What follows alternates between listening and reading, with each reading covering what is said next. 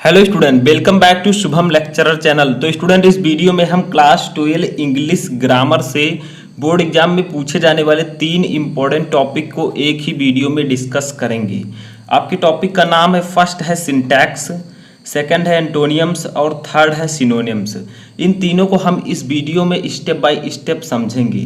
तो अगर आप क्लास 12 में हैं तो ये वीडियो आपके लिए बहुत ही इंपॉर्टेंट है, क्योंकि आपको जो एग्जांपल्स मैं प्रोवाइड कराऊंगा बहुत ही ज़्यादा इंपॉर्टेंट है, जैसे मोस्ट इंपॉर्टेंट। ठीक है, तो इस वीडियो में हम इसके एग्जांपल्स को समझेंगे। जैसे 5 क्वेश्चन हम समझेंगे सिंटैक्स का, यानी कि सिंटैक्स किस प्रकार से पूछा जाता है और आपको इसका आंसर किस प्रकार देना होता है।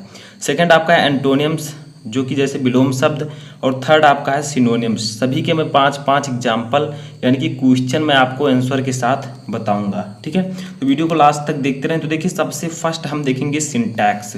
तो देखिए, फर्स्ट है सिंटैक्स, और इसमें सबसे पहले समझिए कि हमें करना क्या होता है। जैसे देखिए, सिंटैक्स का मतलब होता है, ये सेंटेंस आपको दिया गया है, he is fond to read novels. ठीक है, इस सेंटेंस में कुछ हमें मिस्टेक्स देखने को मिलती हैं, उन्हीं मिस्टेक्स को हमें सही करना होता है। ठीक है, जैसे he is fond to read novels, इसमें क्या गलती है उसको आपको सही करके लिखना होता है। जैसे हम हिंदी में पढ़ते थे वाक्य संशोधन। ठीक है, तो देखिए, he is fond to read novels, तो इसको अगर हम सही करें सिंटैक्स की तरह, तो ही इज फॉन्ड, ठीक है, ऑफ, फॉन्ड के साथ ऑफ लगता है, और जो क्रिया होती है रीड है तो इसके लास्ट में जो है आपका आईएनजी लग जाता है। ठीक है, तो रीडिंग नॉवेल्स, तो ही is fond of reading novels, ये इसका सही आंसर होगा, क्योंकि फॉन्ड के साथ आपको ऑफ लगाना है, रूल है ये, और उसके बाद जो वर्ब है उसमें आईएनजी ऐड कर देना है।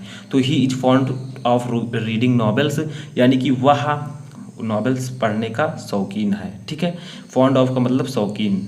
ठीक है, आगे देखिए, हमारा सेकंड है इसमें, इस सिंटैक्स में example, I will not help you unless you do not work hard, यानी कि मैं तुम्हारी सहायता तब तक नहीं करूंगा जब तक तुम कठिन परिश्रम नहीं करते हो।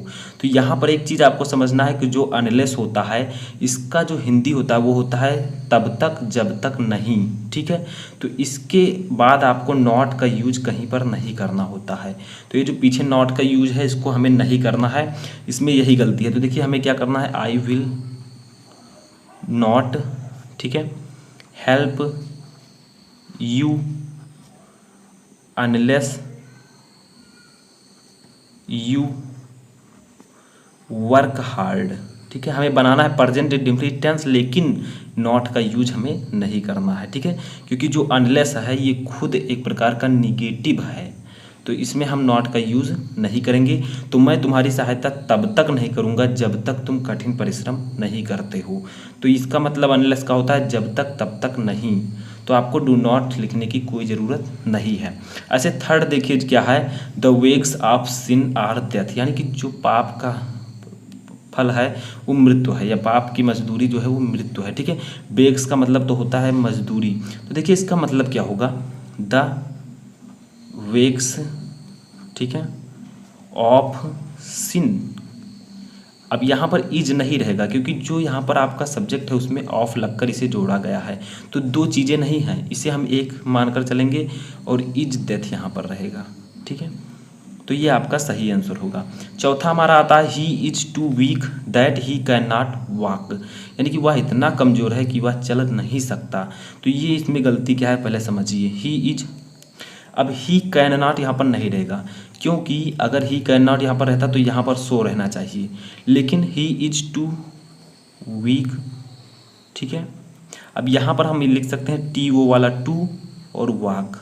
ठीक है, तो इस प्रकार से आपको पढ़ना होता है। जब टू को आप रिमूव करेंगे तब आपका ये आएगा कैन नॉट, वरना अगर टू है और कैन नॉट ये एक साथ नहीं रह सकते। ठीक है, यानी कि जब आप टू रिमूव करेंगे तब ये कैन नॉट आएगा, इसके स्थान पर सो रहेगा। तो हमने क्या किया है, टू को यहीं पर रहने दिया है, टू वॉक लिख दिया है। ठीक है, तो इस प्रकार से आपका ये बनेगा रूल की सहायता से। लास्ट हमारा आता है, he as well as you are innocent, यानी कि वह साथ ही साथ तुम निर्दोष हो। तो देखिए, ही है, एज वेल एज है, ठीक है, यू आपका ऐसे ही रहेगा, बट यहाँ पर आर का यूज़ नहीं होगा, क्योंकि सब्जेक्ट जो पहले है वो ही है, तो इसके साथ इज का यूज होगा। ठीक है, बहुत सारे स्टूडेंट करेंगे कि यू के साथ आर रहेगा, लेकिन यहाँ पर इज रहेगा क्योंकि ये सब्जेक्ट है दोनों, ठीक है। लेकिन ही के हिसाब से हम यहाँ पर लिखेंगे हेल्पिंग वर्ब, तो he as well as you is innocent, ठीक है।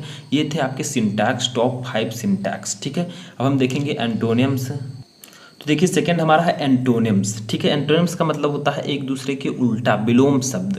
तो देखिए वर्ड हमने इधर लिखा है, एंटोनियम्स इधर लिखेंगे। तो जैसे फर्स्ट है एंशियंट। एंशियंट का मतलब होता है प्राचीन या फिर पुराना, ठीक है। तो इसका एंटोनियम्स हम क्या लिख सकते हैं, मॉडर्न। मॉडर्न का मतलब होगा नया, या फिर आप लिख सकते हैं न्यू, इसका मतलब भी नया होता है, ठीक है। तो एक दूसरे के ये जो है उल्टा रहने चाहिए, तो एंशियंट का हम लोग लिख देंगे मॉडर्न या फिर न्यू, ठीक है। इसका मतलब नया होता है, तो पुराना का क्या होगा, नया, एक दूसरे के उल्टा। दूसरा हमारा है सिविलाइज्ड। सिविलाइज्ड का मतलब होता है सभ्य, ठीक है। जैसे सभ्य पुरुष हो गया, तो इसका मतलब होगा, इसका जो उल्टा होगा वो हो जाएगा हमारा बारबेरिक, या आप लिख सकते हैं वाइल्ड। एक ही आपको लिखना होगा, ठीक है। तो दो मैं बता रहा हूँ ताकि एक तो याद हो जाए। तो इसका मतलब होता है असभ्य, ठीक है। तो सभ्य का उल्टा असभ्य। थर्ड है डायनामिक। डायनामिक का मतलब होता है गतिशील, तो इसका जो विलोम होगा एंटोनियम वो होगा स्टैटिक। स्टैटिक का मतलब होता है स्थिर, ठीक है। तो गतिशील का उल्टा स्थिर। चौथा हमारा ऑनर। ऑनर का मतलब होता है सम्मान, तो इसका उल्टा आप लिख सकते हैं डिसऑनेस्ट। डिसऑनेस्ट का मतलब होता है अपमान, ठीक है। ऑनर का मतलब होता है सम्मान, और डिसऑनेस्ट का मतलब आप लिख सकते हैं अपमान। और इसका एक और लिख सकते हैं, उसको भी मैं बता दूं। ऑनेस्ट का आप लिख सकते हैं विक्ड, ठीक है। तो दोनों में से किसी एक को आप लिख सकते हैं। इसके बाद में हमारा पांचवा आता है लास्ट, ये है आपका, सॉरी यहाँ पर जो आपका ये होगा डिसऑनेस्ट नहीं होगा, ठीक है, डिसऑनर होगा। तो डिसऑनेस्ट का मतलब तो बेईमान हो जाएगा, ठीक है। तो डिसऑनर, ठीक है। या आप इसका एक और लिख सकते हैं, वो है सेम, SHAME। इन दोनों का मतलब होता है अपमान, ठीक है। तो ये आपका राइट होगा, डिसऑनर या फिर सेम। लास्ट हमारा पांचवा आता है वर्च्यू। वर्च्यू का मतलब आपका होता है गुड़, और गुड़ का जो होगा उल्टा वो होगा वाइस। वाइस मतलब कमी, ठीक है। तो गुड़ का वर्च्यू मतलब गुड़, और वाइस का मतलब कमी, ठीक है। अब हम देखेंगे अपना सिनोनिम्स के 5 एग्जाम्पल्स। सिनोनिम्स का मतलब होता है समानार्थी शब्द, ठीक है। जैसे देखिए फर्स्ट है करप्ट। करप्ट का मतलब आपका होता है भ्रष्ट। भ्रष्ट का तो आप लिख सकते हैं डिसऑनेस्ट। डिसऑनेस्ट यानी कि बेईमान या फिर भ्रष्ट, ठीक है। तो सेम उसी का अर्थ निकले, और जो यहाँ पर वर्ड लिखे हैं वो अलग अलग रहे, ठीक है। सेकंड हमारा कंटेंटमेंट। कंटेंटमेंट का मतलब होता है संतोष, ठीक है, या सहमति। तो इसका आप लिख सकते हैं सेटिस्फैक्शन। सेटिस्फैक्शन इसका मतलब भी होता है संतोष या सहमति, जैसे आप सेटिस्फाई हैं। थर्ड है हमारा डिजोलेट। डिजोलेट का मतलब होता है सुनसान, ठीक है। तो इसका भी मतलब आप लिख सकते हैं, इसका जो सिनोनिम्स वो लिख सकते हैं बैरन, या लिख सकते हैं लोनली, ठीक है। किसी एक को आप लिख सकते हैं, तो दोनों में से किसी एक को आप लिख सकते हैं। चौथा हमारा फेम। फेम का मतलब होता है ख्याति या फिर प्रसिद्धि, तो इसका आप लिख सकते हैं रेप्यूटेशन। रेप्यूटेशन, या आप एक और लिख सकते हैं एमिनेंस। एमिनेंस, इन दोनों का मतलब भी होता है ख्याति या फिर प्रसिद्धि, ठीक है।